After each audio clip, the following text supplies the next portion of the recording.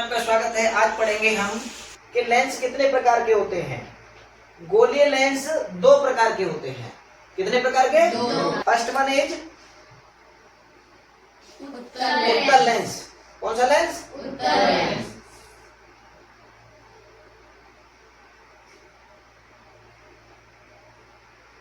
देखो, पहला होता है उत्तल लेंस।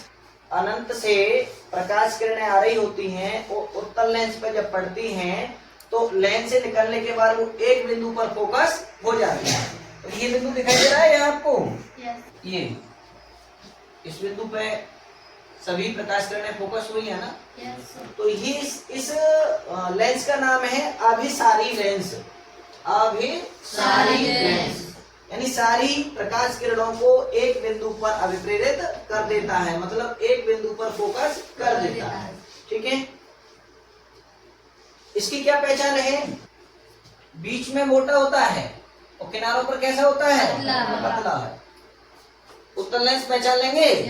वह लेंस जो बीच में मोटा तथा किनारों पर पतला होता है उत्तल लेंस कहलाता है। अब आता है अवतल लेंस। अवतल लेंस को हम अपसारी लेंस बोलते हैं। क्या बोलते हैं? अपसारी लेंस। अवतल लेंस पर जब प्रकाश किरणें डाली जाती हैं तो वो बिखर जाती हैं, एक बिंदु पर फोकस नहीं होती है। ठीक है ना? यहाँ देखो, ये पतला होता है और किनारों पर मोटा होता है। यानी यहाँ हम देखेंगे, इसमें यहाँ मोटा होगा यहाँ, और यहाँ कैसा होगा? पतला होगा। ठीक है ना? और जहाँ ये मैं इंडिकेट किया है, यही इसका प्रकाशीय केंद्र भी है। क्या है? प्रकाशीय केंद्र। ये कौन सा लेंस है? ये कौन सा लेंस है? इसको कौन सा लेंस बोलेंगे हम? अवतल। कौन सा बोलेंगे? अवतल लेंस। तो अवतल लेंस की क्या पहचान है? बीच में पतला और किनारों पर मोटा। बीच में पतला है ना? और किनारों पर कैसा है? मोटा है। अब इसको देखो, ये कौन सा लेंस है? उत्तल लेंस। कौन सा? उत्तल लेंस है ये। तो हम यहाँ देखेंगे, ये बीच में मोटा है और किनारों पर पतला है। तो लेंस की पहचान करना आ गया। वह लेंस जो बीच में पतला तथा किनारों पर मोटा होता है अवतल लेंस कहलाता है, तथा वह लेंस जो बीच में मोटा और किनारों पर पतला होता है उत्तल लेंस कहलाता है। ये पॉइंट जैसा दिखाई दे रहा है, ये प्रकाशीय केंद्र है। क्या है?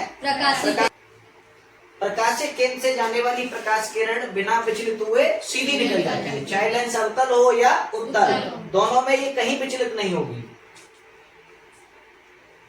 ये यहाँ जो दिखाई दे रहा है, लेंस का द्वारक कहलाता है। क्या कहलाता है? लेंस का द्वारक। यहाँ से और यहाँ तक ये जो दिखाई दे रहा है आपको, ऐसे इसमें और ऐसे ही इसमें, ये क्या कहलाता है? लेंस का द्वारक कहलाता है। ये लेंस का द्वारक दिखाया गया है। यहाँ ये जो नीले कलर से आपको दिखाई दे रही है रेखा, इसको कहा जाता है मुख्य अक्ष। क्या कहा जाता है? मुख्य अक्ष। लेंस के प्रकाशीय केंद्र से होकर जाने वाली ये जो सीधी रेखा है, इसको हम मुख्य अक्ष कहते हैं। क्या कहते हैं? मुख्य अक्ष कहते हैं। ये मुख्य अक्ष है।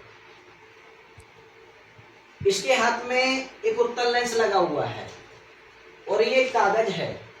इससे क्या करेगा वो, कि सूरज की किरणों को इस कागज पर एक बिंदु पर फोकस करेगा और उससे इस लेंस की उचित फोकस दूरी निकालने का प्रयास करेगा। देखें,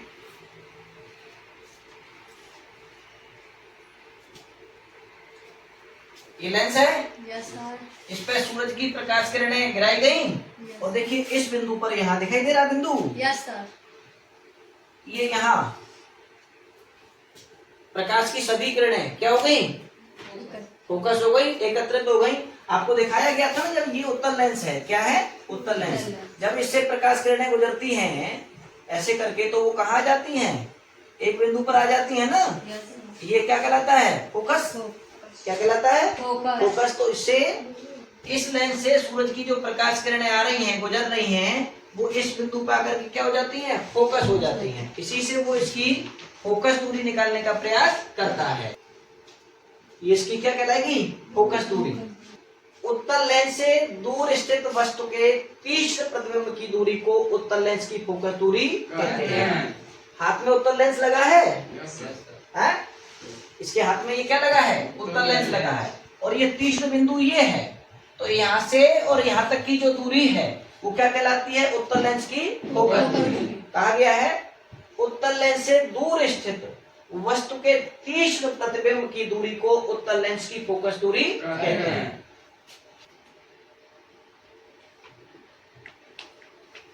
देखें, ये उत्तल लेंस है और ये रेखा क्या कहलाएगी? मुख्य अक्ष। एक पृष्ठ ये है और एक पृष्ठ ये है, तो इसके दो ही क्या होंगे? फोकस। दो क्या होंगे? एक F1 और एक F2। ठीक है, और इतनी दूरी पर अगर आगे बढ़ जाए तो ये हो जाएगा 2F1 और ये क्या हो जाएगा? 2F2। ठीक, आगे देखो, ये प्रथम फोकस, ये द्वितीय फोकस। उत्तल लेंस का पहला मुख्य फोकस F1 द्वारा दर्शाया गया है। लेंस के मुख्य अक्ष पर एक बिंदु की स्थिति है, यानी जो उत्तल लेंस का पहला मुख्य फोकस है वो F1 द्वारा दर्शाया गया है। लेंस के मुख्य अक्ष पर एक बिंदु की स्थिति है। किसकी स्थिति है? एक बिंदु की। दूसरा फोकस किसके द्वारा दर्शाया गया है? F2 द्वारा, यानी वस्तु प्रथम फोकस पर रखी है। उत्तल लेंस के सामने वस्तु कहाँ रखी है? प्रथम फोकस पर। इससे प्रकाश किरण निकल रही है, लेंस से निकलने के बाद मुख्य अक्ष के समांतर हो जाती हैं। कैसे हो जाती हैं? मुख्य अक्ष के समांतर हो जाती हैं। तो इसका अर्थ क्या है? जिसके लिए लेंस द्वारा बनाया गया प्रतिबिंब अनंत पर होता है। कहाँ होता है? अनंत पर। क्योंकि यहाँ के आसपास तो ये मिलती हुई दिखाई नहीं दे रही हैं, एक दूसरे को क्रॉस नहीं कर रही हैं, तो कहीं कहाँ क्रॉस करेंगी? एक दूसरे को अनंत पर क्रॉस करेंगे। तो उत्तल लेंस के सामने यदि वस्तु प्रथम फोकस पर रखी जाती है तो उसका प्रतिबिंब कहाँ बनता है? अनंत पर।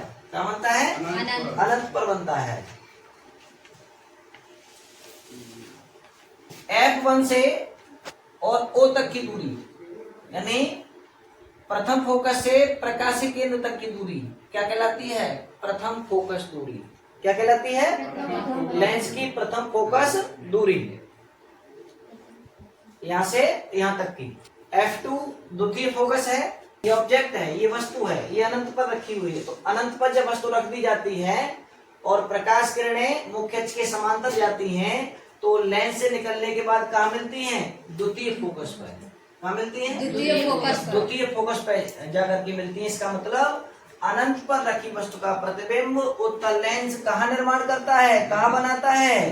द्वितीय फोकस पे। कहाँ बनाता है? एक चीज समझ में आई, क्लियर आपके समझ में आ गया होगा कि जब वस्तु प्रथम फोकस पे थी तो उसका प्रतिबिंब अनंत पर बन रहा था। वस्तु प्रथम फोकस पर रखी गई थी तो उसका प्रतिबिंब उत्तल लेंस अनंत पे बना रहा था, और जब वस्तु अनंत पर रखी है, कहाँ रखी है? अनंत पर, तो उसका प्रतिबिंब उत्तल लेंस द्वितीय फोकस पे बना रहा है। किस पे बना रहा है? द्वितीय फोकस पे। क्लियर? आगे देखें, ये यहाँ से ये जो दिखाया जा रहा है आपको, लेंस के प्रकाशीय केंद्र से द्वितीय फोकस तक की दूरी, ये क्या कहलाती है? दूसरी फोकस दूरी, यानी द्वितीय फोकस दूरी कहलाती है। क्लियर?